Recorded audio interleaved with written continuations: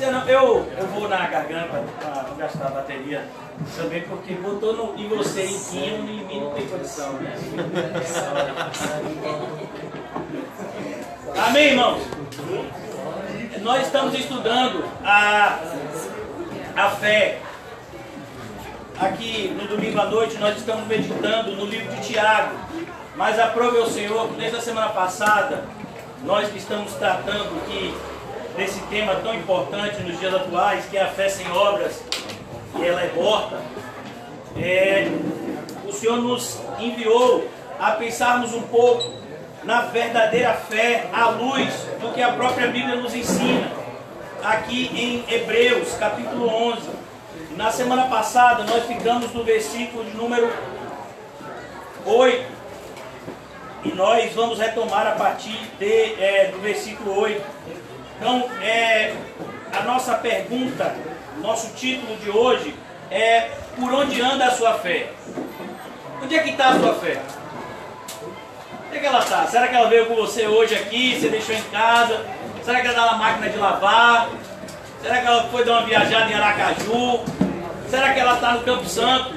Está morta ainda? Então, por onde é que anda a sua fé? E a gente vai pensar isso à luz de pessoas que fizeram o que nós devemos fazer, é andar junto com a nossa fé. Nossa fé tem que estar junto com a gente. E nós devemos estar onde a nossa fé está. E por isso nós temos aqui o capítulo 11 de Hebreus, nos mostrando isso. Na semana passada nós vimos a parte inicial, mostrando acerca de Abel, de Enoque, de Noé. E aqui a partir do versículo 8, nós vamos ver agora a partir de Abraão. Amém? Versículo 8 de Hebreus 11. Mais uma vez vou fazer a pergunta: por onde anda a nossa fé? Foi pela fé que Abraão, ao ser chamado por Deus, obedeceu e saiu para uma terra que Deus lhe prometeu dar. E ele deixou o seu próprio país, obrigado meu irmão, e ele deixou o seu próprio país, sem saber para onde ia. Então, será que a gente já pensou nisso? Vamos imaginar nós, hoje, que temos a nossa vida toda, mais ou menos, estruturada, mesmo aqueles de nós que estão passando por algum tipo de momento de dificuldade, mas a gente tem uma família, a gente muitas vezes tem uma casa, a gente tem alguma fonte de renda. Vamos pensar sobre isso. E se Deus dissesse para a gente abandonar tudo e ir para um lugar que a gente nem sabe onde é? Pois esse foi o convite de Deus a Abraão. E Abraão respondeu positivamente. Abraão não disse: o que eu vou fazer? Eu tenho aqui clientes aqui aonde eu dou a minha lã. Abraão, ele vivia da pecuária, ele tinha gado, rebanho. E como é que eu vou fazer? Eu vou vender meu gado para quem? Como é que vai ser isso aqui? E agora, como é que vai ser? Eu tenho parentes, eu tenho família, e na festa de final de ano, no Natal, como é que vai ser? Sou eu que faço a oração final do Natal? Como é que vai ser isso? Abraão não questionou, irmãos, ele simplesmente obedeceu. A fé, irmãos, é quando você obedece sem questionar. A partir do momento que há um questionamento, já não é mais fé. Então, Abraão, ele obedeceu quando ele foi chamado por Deus. Nós todos somos chamados por Deus. Por isso estamos aqui. De alguma forma recebemos esse convite. Mas a pergunta é: será que nós temos respondido corretamente a esse chamado de Deus? Porque em Mateus capítulo 22 é dito que muitos são chamados, mas poucos são os escolhidos. Então ele vai aqui agora, Hebreus, ele vai nos mostrar o que a verdadeira fé faz na vida do homem. E é essa fé que nós devemos buscar ter, irmãos. Essa externalização da fé que nós devemos procurar viver. Então no versículo 9 de Hebreus 11 diz: e pela fé ele morou como um estrangeiro na terra que Deus lhe havia prometido. Então ele saiu de um lugar onde ele tinha identidade, onde ele tinha reconhecimento. E ele vai para um lugar onde ele não era ninguém, onde ele não possuía nada. Será que nós estamos dispostos a fazer a mesma coisa? Será que nós estamos dispostos a sair da nossa zona de segurança? Então, o questionamento é esse, irmãos. A fé necessariamente vai nos tirar da nossa zona de conforto. Eu não sei qual é a sua zona de conforto. Eu sei qual é a minha. E eu tenho lutado muito para sair dela, para não deixar de forma alguma me dominar pelo espírito de comodismo que a minha carne quer se habituar. Então Abraão, ele foi provocado e ele viveu em barracas com Isaac e Jacó, ele viveu em barracas com o seu filho. E eu não quero que você se esqueça. Abraão recebeu esse chamado quando ele tinha quantos anos? 75. Alguém tem 75 anos aqui? Então, não, mas eu sou muito velho para fazer isso. Abraão tinha 75, quando abandonou tudo. Ele já estava pós-aposentadoria. E ele respondeu ativamente, corretamente ao chamado de Deus. Qual é a desculpa que você vai usar? Abraão tinha 75 anos. E ele viveu em barracas, um senhor de idade, de 75 anos, com esposa, também já uma senhora de idade. Viveu perambulando numa região completamente desértica, adversa. Por quê? Porque Deus havia chamado. A grande maioria das pessoas hoje quer um convite de Deus para uma vida melhor. Então, se eu não tenho carro, eu quero que Deus me convide a ter carro. Se eu não tenho casa, eu quero que Deus me convide a ter casa. Se eu não tenho emprego, eu quero que Deus me convide a ter emprego. Se eu tenho emprego, eu quero que Deus me convide a um emprego melhor. A gente quer sempre esse convite para uma vida melhor. Não, o convite de Deus é outro. É para renunciar. Para que de fato possamos ganhar aquilo que não podemos perder, que é a vida eterna. Isso é fé, irmãos. Nós precisamos ser impactados por essa fé, pois Deus tem um povo que Ele quer e vai usar para a glória dEle. E esse povo somos nós. Nós vimos hoje pela manhã, nós somos a luz do mundo. Mas se a luz que há em nós for em trevas, e aí, como é que vai ser? Então aqui ele diz, se hoje, por exemplo, faltasse luz aqui, e alguns de vocês ligassem para a Coelba, e a Coelba disser, rapaz, não tem mais luz não. Mas não é a Coelba que tem que responder pelos problemas de iluminação. Não, agora a gente só tem trevas aqui. Você quer comprar trevas na minha mão, eu vejo. Já imaginou a Coelba fazer isso?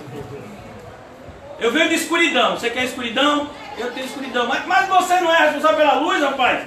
Era, agora é escuridão. Quer comprar? Então, nós somos a luz, irmãos. Nós somos um povo que tem fé. É por isso que nós somos conhecidos como crente. Quem é crente? É aquele que crê. Mas a gente acredita em quê? A nossa fé, ela é demonstrada pela nossa maneira de andar, pela nossa maneira de agir, pela nossa maneira de pensar. Aqui no versículo 9 ainda, eles também receberam a mesma promessa de Deus. Eu quero que você entenda a responsabilidade que nós temos em relação à geração futura.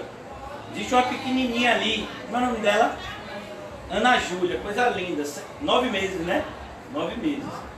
A minha pequenininha está aqui. E tem uma pequenininha ali que é do tamanho de João, mas só tem 10 anos. É você mesmo, não olhe para trás não. É você. Você não tem 10? 11 anos, ó para isso. 11. Agora é maior que João. Ela vem com a avó e a gente não sabe quem é que está trazendo quem. Porque ela é maior. E desde que ela chegou na igreja, ela está crescendo mais ainda. Que ela chegou, não foi? Quase da sua altura, agora já está mais alta. Paulo Henrique está ali. O que foi isso, meu filho, que fizeram no seu cabelo? Que perversidade foi essa, rapaz? Salva, brincadeira.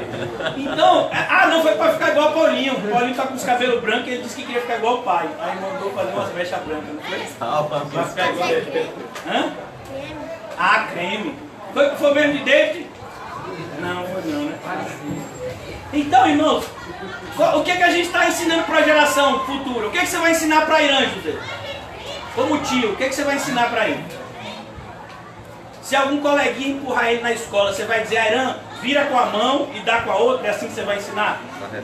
Ou você vai dizer, Irã, vamos orar pelos seus coleguinhas da escola? Não é assim que a gente tem que ensinar? Não é assim que o papai ensina para você, filho? Então, perceba, irmãos, Abraão ensinou o que deveria ensinar os seus filhos. E aqui ele diz, os filhos de Abraão receberam também a promessa. Isso não é algo automático. Isso é algo que vai demorar uma vida inteira. Abraão levou seu filho para ser sacrificado. Imagine a reação de Isaac. Abraão estava ensinando para o seu filho Isaac. Olha, Isaac, eu quero te dizer uma coisa. Quando Deus mandar você fazer algo, faça, mesmo que isso lhe custe muito. Como foi o caso do que eu fiz com você, meu filho. Isaac tinha esse ensino vindo da vida do seu próprio pai. Será que nós entendemos a nossa responsabilidade em relação à próxima geração? Em dar um bom testemunho, em deixar de fato um bom exemplo, e mostrar para essa próxima geração que de fato buscar o reino de Deus e a sua justiça em primeiro lugar é a nossa obrigação. Não é uma utopia, mas deve ser a nossa vida do dia a dia. Buscar a Deus em primeiro lugar. Então, Abraão mostrou isso para o seu filho na prática. Na prática. Ele preparou todo o holocausto, ele colocou o seu filho lá, ele estava a ponto de matar o seu próprio filho. E o filho dele viu tudo isso. Abraão, ele não somente pregou, ele mostrou, meu filho, ele tem que amar a Deus, mais do que pai, mãe, filho, mulher, todo mundo tem que amar a Deus em primeiro lugar. Foi o que Abraão fez. Quando ele sacrifica, quando ele leva Isaac para o holocausto.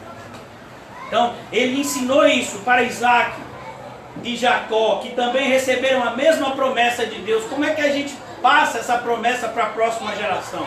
Por meio da palavra de Deus. Você vai ver como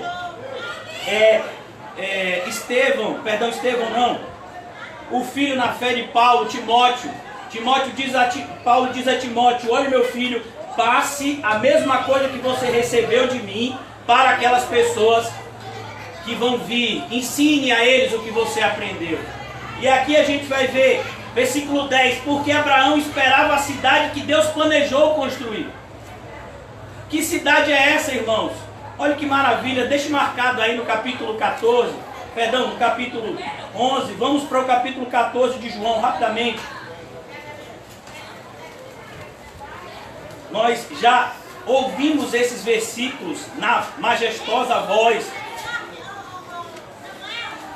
do nosso irmão Marcelo. O irmão Marcelo canta bonito, né? Verdade. Tem que fazer um dueto com o Paulinho aqui domingo de noite, né? Vamos marcar isso. Versículo 1 do capítulo 14. Jesus disse, não fiquem aflitos. Tem alguém aflito aqui hoje? Bem-vindo ao clube. Não fiquem aflitos. Não fiquem aflitos. Creiam em Deus, creiam também em mim. Na casa de meu pai há muitos quartos, há muitas moradas. E eu vou preparar um lugar para vocês. Era essa casa, essa cidade que Abraão já via. Imagine, Abraão viveu cerca de 2000 anos antes de Jesus. Mas ele já esperava por essa cidade, por essa construção que via da parte de Deus. Diz assim, eu vou preparar um lugar para vocês. E se eu for e preparar um lugar para vocês, eu voltarei e levarei comigo a vocês. Para onde eu vou, vocês também irão. E vocês conhecem o caminho para o lugar aonde eu vou. Amém? Vocês conhecem o caminho? Conhecem ou não? Amém. Jesus, Ele é o caminho, a verdade e a vida. Então Tomé perguntou, Senhor, nós não sabemos aonde é que o Senhor vai. Como podemos saber que caminho é esse? Jesus respondeu, eu sou o caminho, a verdade e a vida, e ninguém pode chegar até o Pai, a não ser por mim. É isso que Abraão estava esperando, essa cidade. Mais uma vez, irmãos, abra comigo também agora em Apocalipse capítulo 20. Vamos ver o que é que Abraão via. O que é que Abraão tinha essa fé, o que é que Abraão esperava. Uma vez que a fé é a certeza daquilo que esperamos, o que é que Abraão esperava? Capítulo 21 do livro de Apocalipse. Então eu vi um novo céu e uma nova terra. Foi isso que Abraão viu. O apóstolo João vai ver também. Mas Abraão tinha visto isso antes, muito antes. O primeiro céu e a primeira terra desapareceram, o mar sumiu. E eu vi a cidade santa. Olha a cidade que Abraão esperava, essa cidade. a cidade santa, a nova Jerusalém, que descia do céu, e ela vinha de Deus. Deus preparou essa cidade para o seu povo, e ela desce do céu, enfeitada e preparada, vestida como uma noiva que vai encontrar o seu noivo. Essa era a cidade que Abraão esperava. Por isso que Abraão estava disposto a sair da cidade de Ur, na região dos caldeus, e ir para um deserto, ficar morando em tendas. Porque Abraão fez essa loucura? Porque ele esperava essa cidade. Porque ele sabia que para chegar nessa cidade, ele precisava renunciar a tudo, tomar a sua cruz e seguir a Jesus. Abraão já sabia disso 2000 anos antes do Redentor. Então ele diz aqui, versículo 10 de Hebreus 11, porque Abraão esperava a cidade que Deus planejou e construiu, porque tudo aquilo que Deus intenta fazer, Ele faz.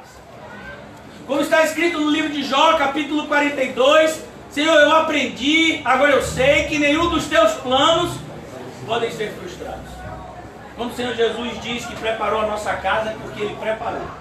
Pode ter certeza que sua casa está preparada lá no céu. Nossa, tá vendo? Ela disse que está mesmo, né? Então, Deus planejou e construiu a cidade que tem alicerces que não podem ser destruídos. Você já viu, irmãos, um terremoto, o que ele faz com a cidade? Um maremoto, o que ele faz com a cidade? Mas essa cidade não tem terremoto, não tem maremoto, não tem nada, nada pode destruir essa cidade. A nossa casa, às vezes a gente pinta, depois de um ano começa a descascar tudo, e aí a gente diz, meu Deus, pintei outro dia. Não é assim? Lá não tem mais essa questão. E por que isso? Porque nós moramos em um mundo corruptível, um mundo que se deteriora com o tempo. A grande prova disso somos nós. Então, outro dia nós éramos como Ana Júlia. A gente tinha que estar no colo dos nossos pais. Depois a gente ficou na idade de Letícia, né, que já consegue andar, mas tem que ter um responsável, ou como Paulo Henrique. Depois a gente chegou na idade de José, né? Que idade é essa? Eu não sei, é uma idade meio, né? Então, tá ajudando o pai, mas o pai tem que estar de olho com a mãe dele, né? Aí até você chega na idade de João, que já é uma idade assim, sabe? Os cabelos brancos, os cabelos brancos já passaram o número de cabelo preto. Então, perceba como o tempo passa. Aí você chega na idade de Quinho, que os cabelos desaparecem. É isso. Por quê? Porque o tempo passa, irmão. O tempo passa. Então, a irmã Cláudia, ela já foi filha, depois ela foi mãe e agora ela é o quê? Avó. Como o tempo passa. Sabe? O tempo faz isso. Ele corrompe as coisas. Mas para nós que somos crentes, todas as coisas cooperam para o bem, até o tempo. O tempo na vida de um cristão verdadeiro, ele traz maturidade. Afinal de contas, cada dia nós temos novas experiências com Deus e com a sua palavra. E nós vamos então crescendo na graça e no conhecimento do Senhor Jesus na medida que o tempo passa. Então, eu se não me engano, no livro de Salmos, eu não sei se eu acho que é o Salmo 90, o Senhor nos ajuda a contar os nossos dias de maneira sábia, não é assim?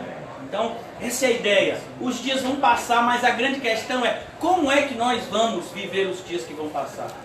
De maneira proveitosa para a nossa alma ou de uma maneira que não gere qualquer tipo de benefício para a nossa eternidade? Só maldição. Abraão, ele vai viver, irmãos, mais de 100 anos depois do chamado de Deus. Mas como Abraão viveu esses 100 anos? De maneira obediente, de maneira a aprender diariamente com Deus acerca de quem era Deus e o que Deus esperava daqueles que são os seus verdadeiros adoradores. Aqui, agora, mais uma vez, nós vamos ver essa expressão que se repete, e esse foi o motivo de que nós viéssemos de viagem do livro de Tiago para o livro de Hebreus. Nós estamos falando de fé, e esse capítulo 11, a palavra fé, ela é repetida dezenas de vezes. E a gente vai ver agora aqui no capítulo 11, versículo 11. Foi pela fé, mais uma vez essa expressão, pela fé. Foi pela fé que Abraão se tornou pai, embora fosse velho demais e a própria Sara não pudesse mais ter filhos. Olha que coisa. Abraão se tornou pai pela fé. Olha, meu irmão. Pela fé. Ah, não pode mais nascer. Abraão, você tem 100 anos. Sara tem 90. E ainda você já é estéril. Vocês já estão tentando, Abraão. Ó, Abraão, você já está tentando, Abraão. Quase 80 anos. Quase 80 anos, Abraão, você está tentando ter filho com Sarai, nada disso. Não acontece nada. Você acha que é agora, Abraão? Mas ele teve fé. Quando Deus disse, Sara vai ter um filho, Abraão creu. Olha que coisa. Irmão, se a Bíblia diz que todas as coisas cooperam para o bem, a gente deveria crer. É verdade. Se a Bíblia diz que nada pode nos separar do amor de Deus que está em Cristo Jesus, a gente deveria crer. Receba as promessas que as pessoas do passado receberam. Nós recebemos e recebemos muitas outras. Mas a grande questão é, eles creram. E a pergunta é, será que nós estamos crendo? Por isso que o título da nossa mensagem de hoje é por onde anda a nossa fé?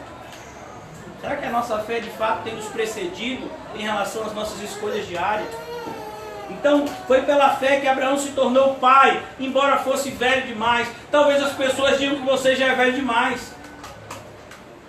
Né? Por exemplo, eu estou velho demais. Você está velho demais para recomeçar a vida. Você está velho porque você não volta a fazer determinadas coisas.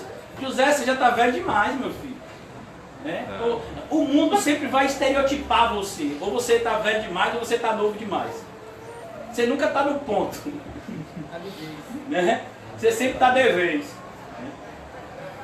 Então, a ideia é que o mundo ele sempre vai agir contra a vontade de Deus. A gente sempre vai ter desculpas.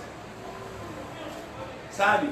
Eu coloquei até uma frase que não é minha. Essa frase é de John Bunyan. Eu coloquei no nosso videozinho que nós estamos assistindo hoje, que está sendo transmitido agora. A diferença entre o verdadeiro e o falso arrependimento reside nisso. O homem que verdadeiramente se arrepende clama contra o seu próprio coração, mas o outro, como Eva, clama contra a serpente ou contra qualquer um. Então a gente sempre quer colocar a culpa nos outros. Sabe por que eu sou assim? Porque quando eu era pequeno, meu pai me lançou uma palavra de maldição. Meu filho, quer culpar seu pai pelos seus erros. Não, eu sou assim, sabe por quê? Porque me trataram mal na escola e aí eu recebi bullying, então é por isso que eu sou desse jeito. Quando é que a gente vai parar de querer culpar os outros pelos nossos erros? São os nossos erros. Abraão, ele entendia isso. O homem de Deus, ele tem que entender isso. Sabe, a mulher de Deus, ela precisa entender isso. Eu preciso ser um marido cristão, independentemente de minha esposa ser cristã. Eu preciso ser uma esposa cristã, independentemente do meu marido ser cristão. Eu preciso ser um filho de Deus, mesmo morando no mundo que jaz no maligno. Sabe, esse é o fato. Então, a gente não pode mais ficar desculpando, usando subterfúgios para tentar tirar de nós a responsabilidade que nós temos. Você recebeu de Deus tudo aquilo que você precisava para concluir bem a sua jornada.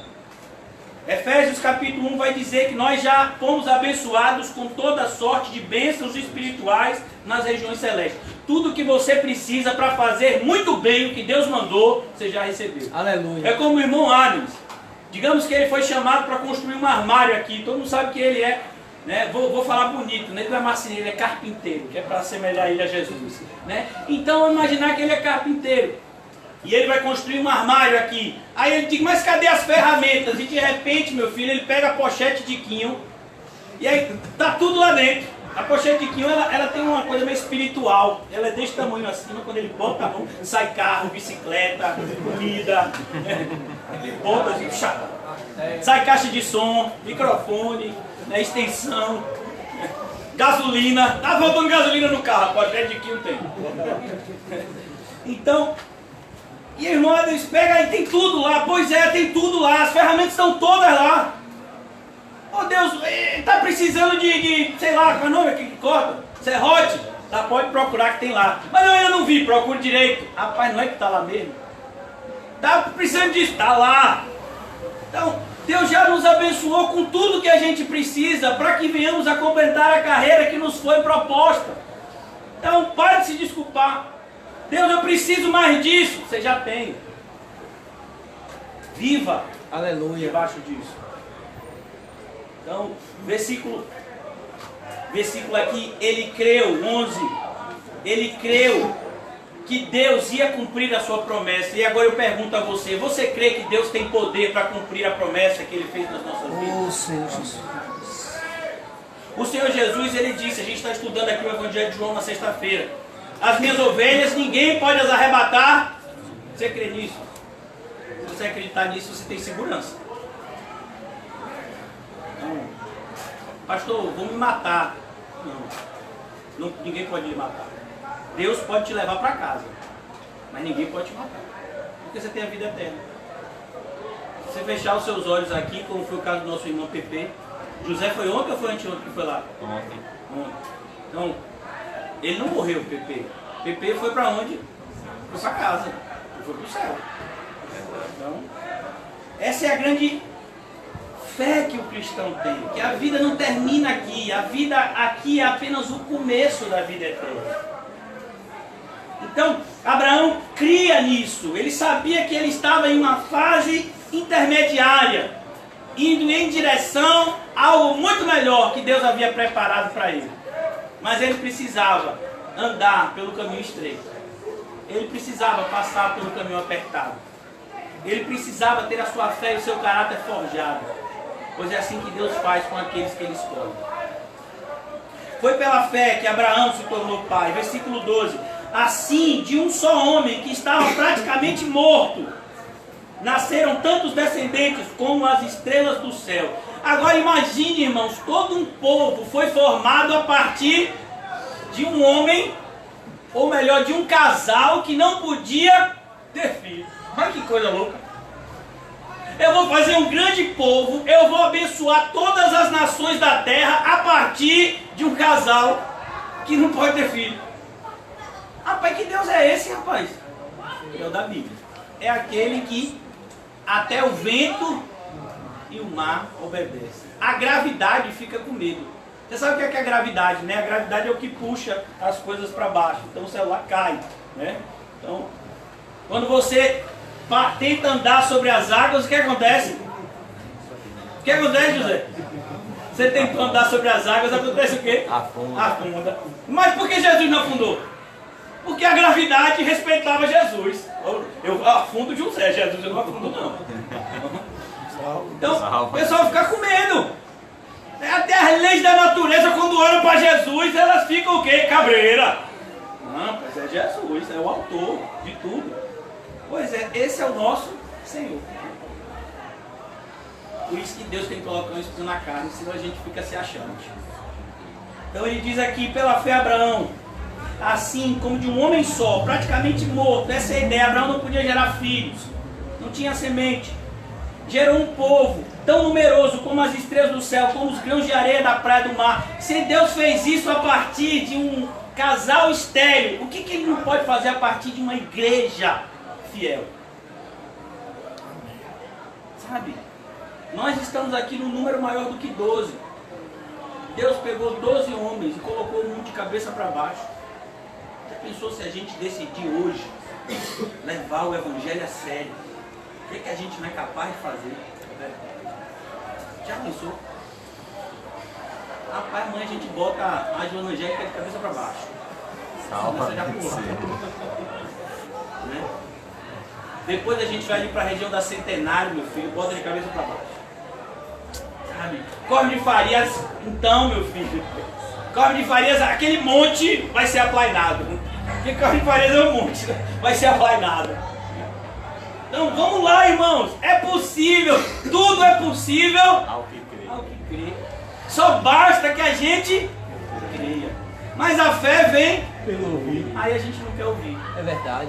Vamos ouvir, irmãos, o que Deus fala e vamos crer nisso. Versículo 13: todos esses morreram cheios de fé. Você imagina como foi a morte de Abraão? Será que Abraão ficou, Deus, eu não quero morrer, eu não quero morrer, eu não quero morrer? Ou ele disse, Maranata, Maranata, ora vem, Senhor Jesus, me leva, Senhor, eu estou com 175 anos, me leva para casa. Sabe? Os cristãos, irmãos, eles não têm que ter medo da morte, porque a morte não pode mais fazer nenhum mal a eles. A morte para o cristão é um Uber que já está pago. Vai nos levar para casa. Então, aqui ele diz: todos esses morreram cheios de fé. Essa é a nossa esperança. Morrer cheio de fé. Que maravilha. Paulo, quando estava já perto de ser recolhido para casa, Paulo disse: eu combati o bom combate, eu acabei a carreira e eu guardei A fé. Glória a Deus. Essa ideia de guardar, irmãos, é a ideia de você colocar num depósito algo que é muito precioso para você. Não é simplesmente guardar uma roupa, você jogar no fundo do guarda-roupa, não. Essa ideia de guardar na Bíblia é a mesma ideia, esse verbo dá a ideia de você pegar algo precioso e colocar no cofre. Alguém que pega algo precioso e coloca num cofre porque aquilo tem grande valor para ela. Essa é a ideia de guardar. E Paulo diz: eu guardei a fé. Não de uma maneira qualquer, mas de uma maneira preciosa. Todos esses morreram cheios de fé. Versículo 13: não receberam as coisas que Deus tinha prometido, mas viram de longe e ficaram contentes por causa dela. Eles não receberam. Abraão, ele não viu os descendentes dele como a areia do mar. Será que Deus deixou de cumprir a sua promessa? Não. Porque Deus não disse quando faria isso, Deus só disse que faria. Eu acho maravilhoso estudar a história dos homens de Deus. Existe um homem de Deus, que já está na glória, chamado George Miller. Ele foi um pastor que viveu na região da Inglaterra, e ele tinha um orfanato, onde ele ajudava bastantes crianças lá na Inglaterra. Era uma época difícil naquele país, as pessoas estavam morrendo muito e havia muitos órfãos. E esse orfanato dele recebia cerca de 3.000 crianças. E ele tinha 2 amigos de infância que ele orava pela conversão deles. E ele orou durante toda a sua vida. E ele morreu. E os seus amigos não haviam se convertido ainda. Mas ele cria e ele dizia para os seus amigos: eu creio que vocês vão se converter. Eu creio que Deus vai conseguir trazer vocês pela graça para ele. E ele morreu e os amigos dele não haviam se convertido. Aí um se converteu no velório e o outro no enterro. Imagina. A promessa se cumpre. Ela vai se cumprir. Saiba que ela vai se cumprir. Então, muitas vezes nós estamos esperando determinadas coisas que não estão se cumprindo, mas saiba que elas se cumprirão. Uns plantam e outros regam.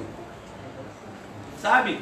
Os apóstolos não viram o evangelho chegar no mundo inteiro. O nosso continente americano só foi descoberto cerca de 15 séculos depois dos apóstolos começarem a pregar lá na pequena região de Israel. Mas Jesus disse o quê? Vocês alcançarão o mundo inteiro. Mas eles não alcançaram o mundo inteiro. Mas a igreja alcançou o mundo inteiro. Essa promessa se cumpre. Ela se cumpre em nós, ainda nos dias de hoje. Então, aqui a gente vai perceber, acreditar, como é importante continuar crendo até o nosso último suspiro. E mesmo quando a gente chegar no céu, a gente ainda vai continuar acreditando em Deus, agora de uma maneira muito mais firme, porque nós o veremos como somos vistos. Então aqui ele vai dizer: eles ficaram contentes por causa delas e declararam que eram estrangeiros e refugiados de passagem por esse mundo. Então, irmãos, se nós somos estrangeiros e refugiados de passagem por esse mundo, Por que a gente vai se preocupar em fincar as nossas raízes em um lugar que a gente sabe que tem pouco tempo para passar? É como, por exemplo, vamos imaginar o irmão Marcelo e a irmã Cláudia. Eles vão passar, sei lá, um tempo num país bastante tranquilo, chamado Síria, né? Muito tranquilo. Né? E eles vão passar um tempo na Síria. Será que Marcelo vai pensar e vai dizer: Cláudia, eu estou pensando em comprar um terreninho por aqui? Não, por quê? Porque eles não são de lá. Então, a ideia, irmãos, a gente não é dessa terra. Nada do que a gente tem é nosso. Nada do que a gente tem é eterno. Aquilo que de fato durará para sempre é o que a gente não vê. A nossa fé, o nosso amor, a paz que a gente tem ou não com Deus, a bondade, a benignidade, a longanimidade, a mansidão, o domínio próprio. Essas coisas, elas são eternas. Assim também como a oposição a Deus, ela vai ser eterna naqueles que vão ser lançados no lago de fogo e enxofre. Então aqui ele vai mostrando isso. Versículo 14. Aqueles que dizem isso mostram bem claro que não estão procurando uma pátria para si mesmos. Então, irmãos, o cristão já passou dessa fase de dizer: ah, eu sou brasileiro, eu sou português, eu sou italiano. Não! Nós somos cidadãos do reino dos céus. Não existe mais limite geográfico para uma pessoa quando ela se converte a Cristo. Por isso nós temos que evitar qualquer tipo de partidarismo, qualquer tipo de, de atividade nacionalista, porque a nossa pátria é o céu. Nós devemos respeitar, sim, as leis do país que nós estamos. Por exemplo, nós estamos no Brasil, mas digamos que amanhã o irmão José vai abrir uma franquia da loja lá deles, no México. É um país que você pensa que não, lá é um dos países que persegue mais os cristãos, sabia? O México é entre os países mais perigosos do mundo, onde ser cristão é perigoso. E o José vai abrir uma ortomaster lá. Zora. Ele vai ter que respeitar as leis mexicanas. Não, mas eu sou brasileiro. Não, você está abrindo uma loja aqui. Assim como, por exemplo, mesmo que você vá, o irmão Adams, ele vai evangelizar na Venezuela.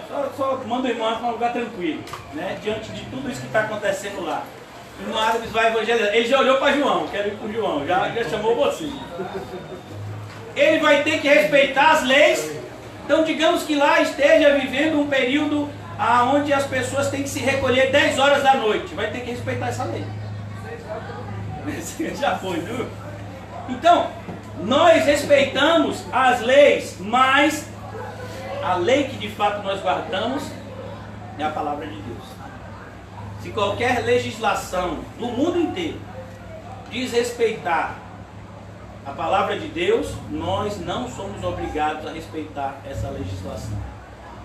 Porque nós vivemos de maneira a sermos estrangeiros aqui. Nossa pátria é o céu. Nós estamos temporariamente em peregrinação. Nós estamos indo até a entrada da nossa cidade, como o John Bunyan chamava, né? Cidade celestial. Olha o peregrino. Então aqui, versículo 14, aqueles que dizem isso mostram bem claro que estão procurando uma pátria para si mesmos. Não ficaram pensando em voltar para a terra de onde tinham saído. Se quisesse, teriam a oportunidade de voltar. É como muitos cristãos que voltam atrás. O apóstolo Pedro vai chamar isso de que a porca lavada voltou ao lamaçal.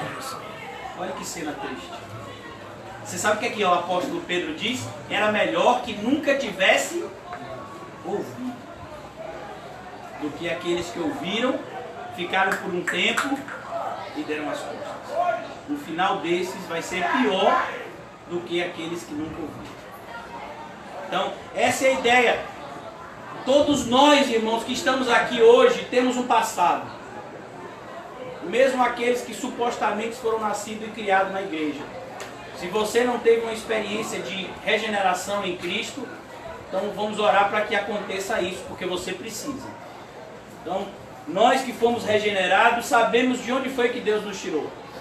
Do lamaçal que nós fomos tirados. Mas a gente pode voltar para lá. Mas será que a gente quer? Você é um porco ou uma ovelha? Se você é um porco, é claro que você vai querer voltar para o lamaçal. Mas à medida que você é uma ovelha, que você foi transformado em Cristo, você não vai se sentir mais à vontade na lama. Você prefere estar em pastos verdejantes. Você prefere ser guiado pelo pastor em direção a águas de refrigério. Então, Deus não simplesmente nos tirou do lamaçal, mas Ele mudou a gente. Nós éramos como que porcos, que viviam na imundícia e nem se apercebiam disso. Mas então Deus nos regenerou. Nós agora vivemos nos pastos que o nosso bom pastor nos conduz. Mas será que a gente deseja voltar para o lamaçal?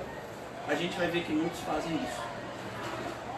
Por quê? Porque o coração deles nunca esteve de fato em Cristo.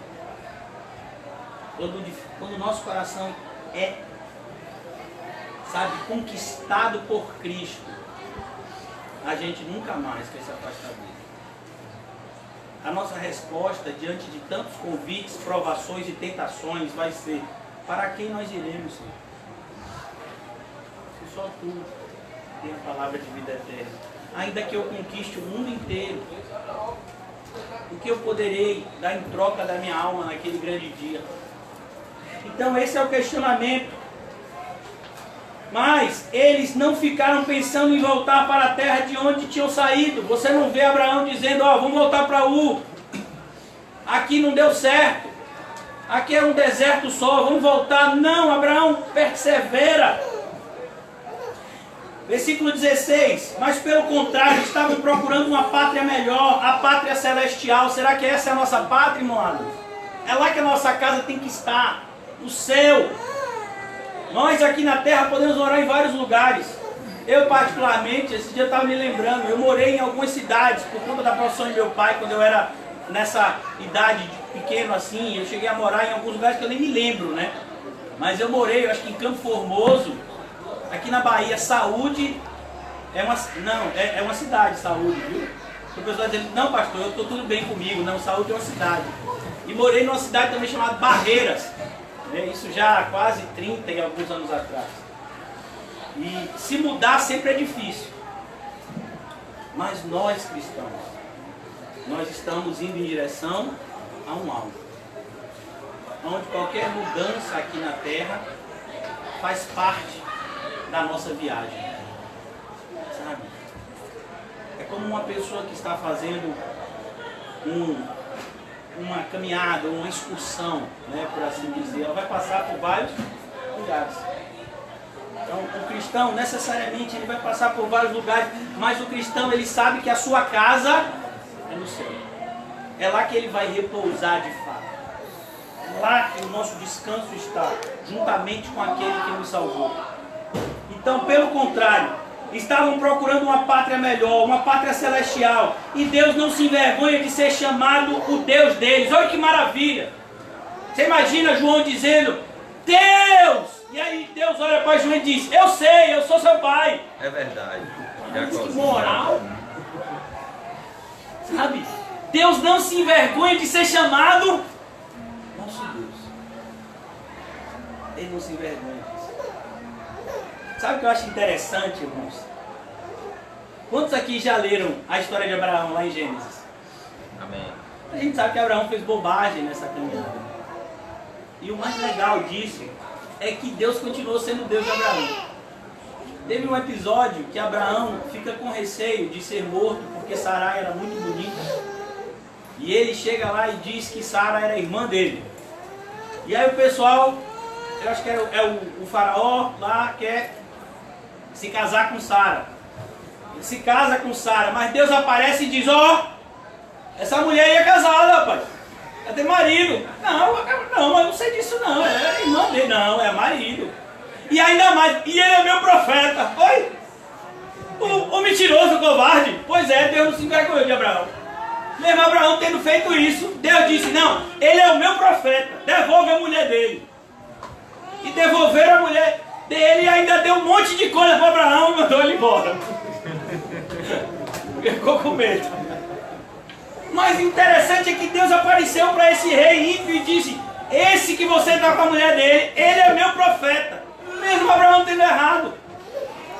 Perceba que quando Deus é o nosso pai e a gente erra, ele não deixa de ser o nosso pai por causa disso. Ele continua. E ele chega e diz, vocês não vão corrigir meu filho não. Quem corrige meu filho sou eu. E a mão de babai é pesada. Qual é a mão que você acha que é mais pesada? Do diabo ou de Deus? O diabo é o mosquito. O diabo é isso mesmo, meu filho. É nada. Então, cuidado, irmãos. Porque às vezes a gente não entende que horrenda coisa é cair nas mãos Do Deus. do Deus vivo. Então, vá na obediência. Amém. Que é melhor. Em nome de Jesus. Mas pelo contrário, eles estavam procurando essa pátria celestial. Deus não se envergonha de ser chamado Deus dele, porque ele mesmo preparou uma cidade para eles. Deus preparou uma morada para a gente. Lá tem armário, irmão, fique tranquilo. Né? Você não vai precisar construir nada lá. Vê que os nossos ofícios serão outros no céu. Versículo 17. Agora, irmãos, mais uma vez a gente ouve essa expressão pela fé. Foi pela fé que Abraão, quando Deus o quis pôr à prova, ofereceu seu filho Isaque em sacrifício. Olha que coisa. Se Deus fizesse isso hoje, e ele pegasse o que você mais ama, sério, você vai ter que oferecer isso em sacrifício. Eu creio que muitos de nós iam barganhar com Deus. Deus, isso eu não dou, mas se o Senhor quiser, né, outra coisa eu até dou. Irmãos, Deus não faz negócio. Deus dá ordens. E a gente, se for sábio, vai obedecer. Então aqui, Deus olha para Abraão e diz, Abraão, vai oferecer o seu filho Isaque. E Abraão nem questionou, é isso que é interessante. A gente vai ver que quando Deus vai comentar com Abraão, que iria destruir Sodoma e Gomorra, Abraão intercede por Sodoma e Gomorra. Mas aqui nesse caso, não houve nenhum tipo de diálogo. Deus deu uma ordem a Abraão e Abraão obedeceu.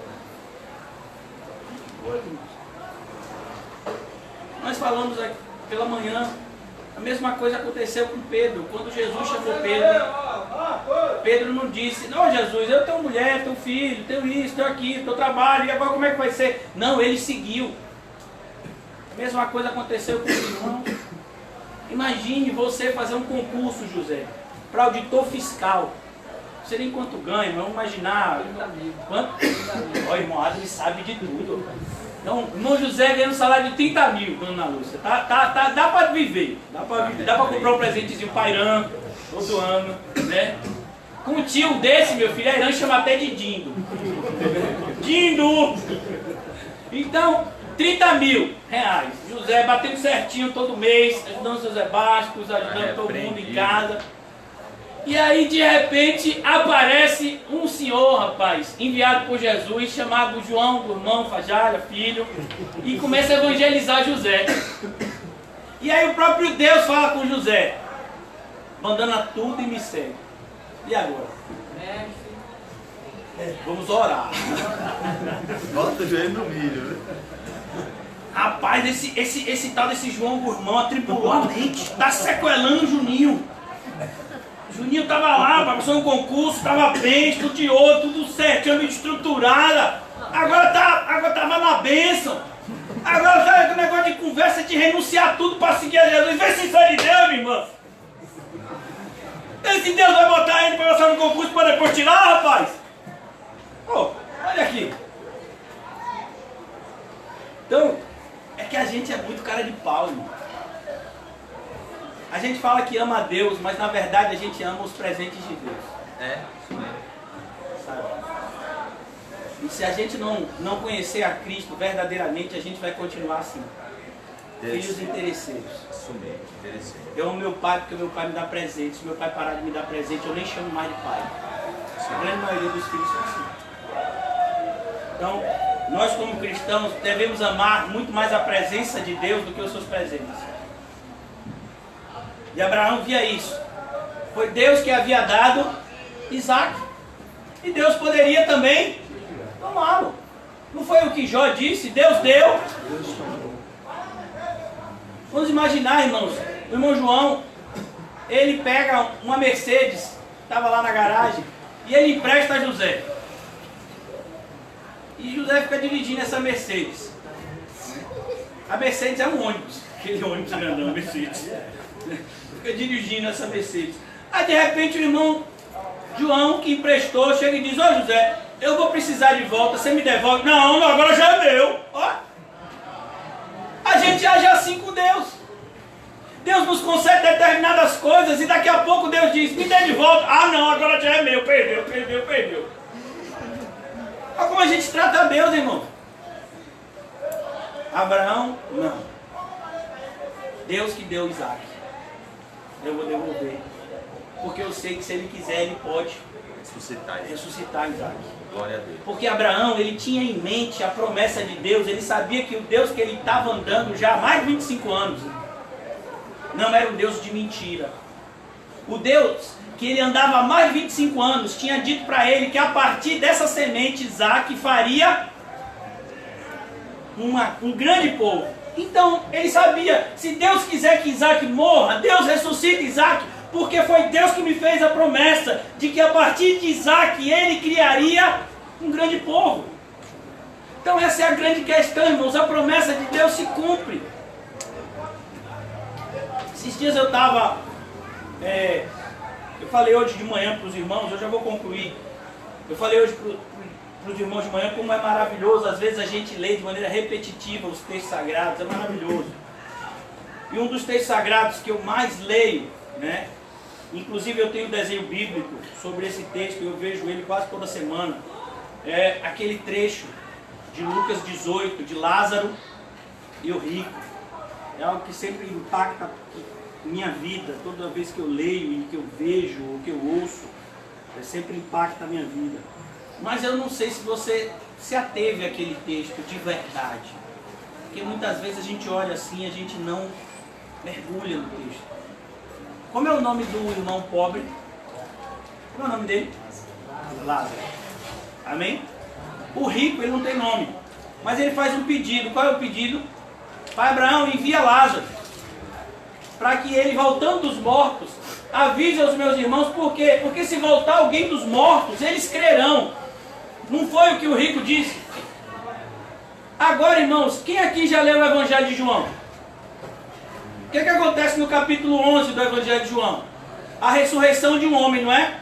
E como é o nome dele? Lázaro. Será que isso é coincidência? Não. Lázaro ressuscitou dos mortos. Jesus ressuscitou Lázaro dos mortos. E o povo creu? Não. O povo ficou com mais ódio ainda de Cristo e de Lázaro e queria matar os dois. Mas que loucura! O rico diz lá do inferno: não, se o morto voltar, eles crerão. Creu? Nada, meu filho, queria matar os dois. E como era o nome do que ressuscitou? Lázaro. E como é o nome do pobre da parábola? Percebeu? Mas o impactante também naquela parábola é Jesus dizendo: eles têm a lei dos profetas. Se você não crê em Deus, se você não tem fé, quando você ouve a palavra, meu filho, pode chover milagres na sua vida, você jamais terá fé. É isso. A fé, ela não vem por meio de milagres, ela vem por meio de ouvir e ouvir da palavra de Deus. Aleluia. Por isso que a gente precisa, irmãos, de mais cultos e não de menos cultos. De mais estudo da Bíblia e não de menos estudo da Bíblia. De mais tempo de oração, não de menos Glória tempo de oração. Deus. Alguém aqui tem feito tudo certo? Eu não. Eu preciso muito ainda de transformação. E por que você acha que pode, então, ler menos a Bíblia, frequentar menos igreja, se dedicar mesmo na sua vida espiritual. Você já atingiu um patamar que você pode descansar? O que você acha que pode diminuir o seu ritmo? Então a gente tem que tomar bastante cuidado, irmãos. Pela fé, Abraão foi posto à prova. E eu quero dizer para vocês que vai chegar um momento onde o nosso cristianismo vai ser posto à prova. Nós estamos às vezes passando, eu vejo isso nas escolas, existe um período de testes, eu não sei como é nem escola hoje em dia, né? Eu vejo assim a minha filha, mas na minha época era diferente, a gente tinha teste e prova, não era assim? Então, Deus ele tem uma época em que ele faz uns testes com a gente. Mas vai chegar um momento em que a gente vai passar por determinados momentos mais fortes, que nós chamamos de prova. E Provérbios diz, se te mostrares fraco no dia da tua angústia, a tua força será pequena. Então, perceba, irmãos, eu não sei se você já chegou por esse momento de prova, mas se você não chegou, você vai chegar. Vai ter um momento onde você vai ser provado. E todos nós que estamos aqui temos uma grande prova a enfrentar, que é o momento em que nós vamos deixar esse mundo. Esse momento vai chegar para a gente. E a nossa fé vai ser provada de maneira extremamente forte nesse dia. E a gente não sabe quando esse dia, pode ser amanhã. Você está preparado? Eu acho legal, meu filho estuda numa escola onde as provas elas não são anunciadas. Então ele pode ir para a escola amanhã e ter prova lá. Eu acho legal isso, né? Então a criança tem que estar sempre o quê? Com o assunto em dia. O cristão ele tem que viver essa mesma pegada, porque a gente fala, olha, é verdade, no dia da nossa morte a gente tem que estar preparado. Sim, e se for amanhã? E se for hoje? O João Paulinho disse que hoje morreu um jovem aqui, em Cosme de Farias, não foi? Aqui no bar. Não foi aqui? Foi ontem. E ele era um jovem. Isso. Será que ele esperava ser morto naquele dia? Com certeza não. Ele era um jovem. Talvez ele pensasse que tinha o quê? Uma vida pela frente. Talvez ele já tivesse programado o que ele ia fazer durante essa semana. Mas esse final de semana foi o final da vida dele. A gente não sabe como é isso. Mas a gente sabe de uma coisa, vai chegar. E a gente tem que estar preparado. O que você vai precisar naquele momento? Fé. Só isso. Só isso tudo. Você acabou a carreira? Você guardou A fé. Então, eu concluindo já aqui, irmãos. Ele ofereceu Isaac, o seu sacrifício, pois Deus tinha prometido muitos descendentes a Abraão, mas mesmo assim ele estava pronto para oferecer o seu único filho em sacrifício. Deus lhe tinha dito, por meio de Isaac é que você terá descendentes. Abraão reconhecia que Deus era capaz de ressuscitar Isaac. E por assim dizer, Abraão tornou a receber da morte o seu filho Isaac. Eu vou concluir aqui, se Deus permitir, semana que vem a gente retoma a partir do versículo 20. E eu quero, irmãos, que de fato hoje seja um dia de ressurreição nas nossas vidas. Sabe? Que hoje seja um dia de recomeço no nosso cristianismo. Para que a gente pratique essa fé como um grão de mostarda. A gente pode dar ordem aos mundos. A gente fica olhando, irmãos. Aqui, por exemplo, ele vai responder coisas que, se você leu a história de Abraão somente em Gênesis, você não vai entender. Quando Abraão está levando Isaac, Isaac pergunta, meu pai, eu estou vendo aqui, olha. Isaac é esperto, meu filho. Isaac diz, rapaz, eu estou vendo fogo. Naquela época o fogo era pedra, né, que se acendia. Eu estou vendo a peixeira, chamada de cutelo, que era a faca que se usava, né, para matar o animal e oferecer. E eu estou vendo a lenha, que o sacrifício tinha que ser queimado. Mas não estou vendo o cordeiro. Está onde, meu pai? O que foi que Abraão disse? Deus proverá. Glória a Deus. Isso é o Jeová Jireh. Deus proverá. O quê? Um cordeiro para si. E por que Abraão disse isso ao seu filho? Porque Abraão era mentiroso? Não. Abraão já não era mais mentiroso. Abraão era um homem de fé. Então ele tinha essa fé. Olha, Isaac, ainda que você morra, Deus vai ressuscitar você dos mortos, porque Ele me prometeu que a partir de você viria uma grande nação. E Deus não pode mentir. Deus fez promessas, irmãos, para mim e para você. Eu creio. Ele não pode mentir. Aleluia. A grande questão é, será que nós vamos acreditar? Ó Senhor. Ele disse, e eu quero concluir aqui, para a nossa reflexão. Tantas outras promessas poderiam ser ditas aqui, mas essa, eu creio que nós precisamos refletir nela de maneira muito profunda, até por conta de como o dia a dia rouba a nossa devoção a Deus. Mateus 6, o Senhor faz uma promessa.